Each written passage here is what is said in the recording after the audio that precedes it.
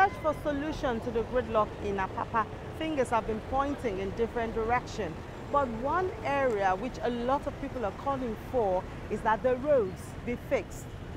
You know, if the road is smooth, then they can move at a speed that will not constitute a gridlock. But when you have potholes in some places, the driver tendency is that they have to slow down, maneuver that pothole to move ahead.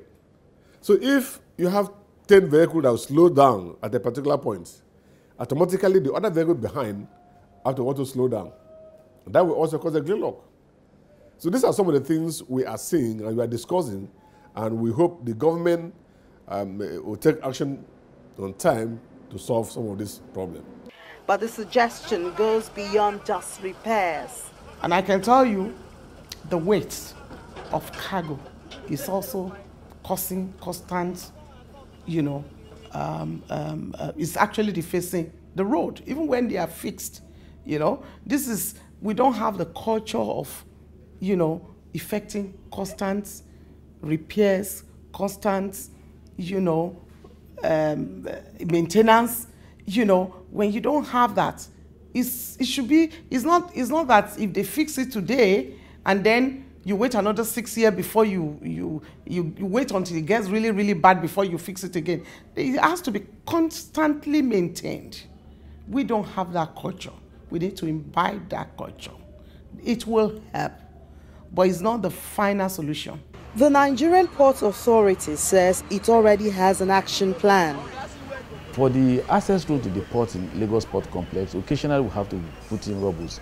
But at the moment, what we are trying to do, because of the Procurement Act, that makes it very difficult for us to assess and do this road as we would like to do it, we are trying to work an arrangement with all stakeholders, having industry or companies along that axis, that is from Leventis to Lagos Port Complex. We are meeting, and a team of engineers representing all these companies have met, and they are considering reconstructing the bad portion of the road so that that aspect will be repaired and the gridlock will disappear. Another concerned and affected group is the Nigerian Association of Chambers of Commerce, Industry, Mines and Agriculture. Recently, members met with operating bodies in Apapa to seek for a lasting solution.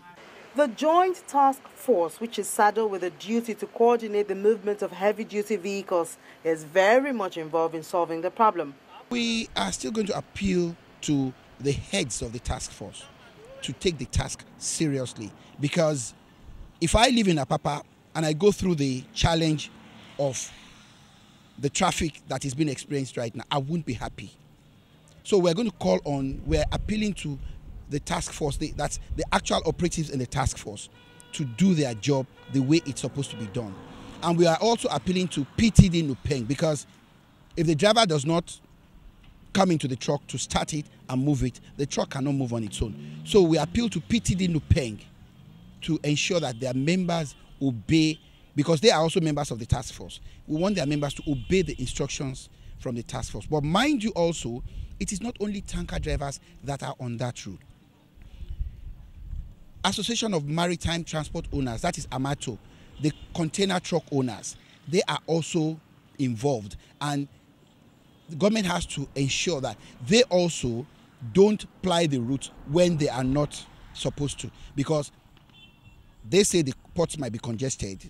I'm not aware of that. I don't know about that. I only know about the depots. But if they are not on the roads, if they are on the roads when they are not supposed to be on the roads, then we are going to have the same challenge also.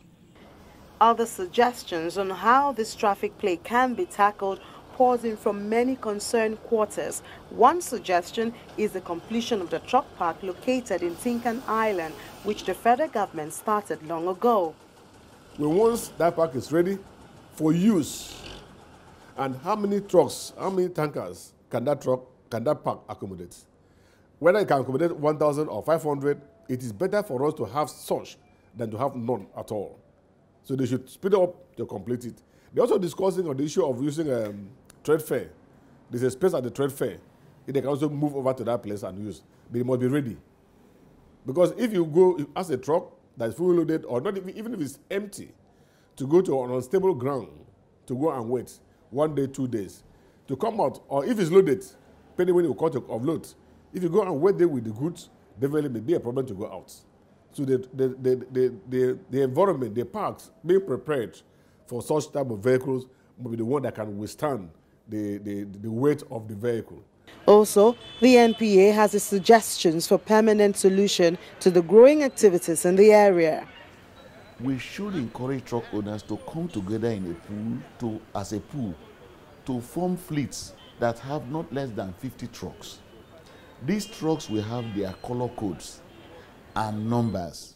With that, we will ensure that the truck companies uphold all these things, their standards, and they ensure that they are not notorious in terms of traffic usage. If they are broken down, we'll see the color code, we'll see everything, we'll see the number. And because they don't want to be notorious, because they know that if they are blacklisted, they cannot use our port, which is one of the conditions, everybody will be up and doing. And for such fleets, coming in that number, it's easy for the terminal operators or whoever wants their service to use one person at a time, rather than you calling too many people that have two different standards. So these are the long-term measures we want to embark on. It's an urgent call to both the state and the federal government to make businesses operating in Apapa area more comfortable and make more profits. For one, the ports located here are the gateway to the Nigerian economy, and for another reason, the businesses here generate money for the economy as well as employment, and so it is of the essence. That's it on this episode of Big Story. I'm Ini Thompson.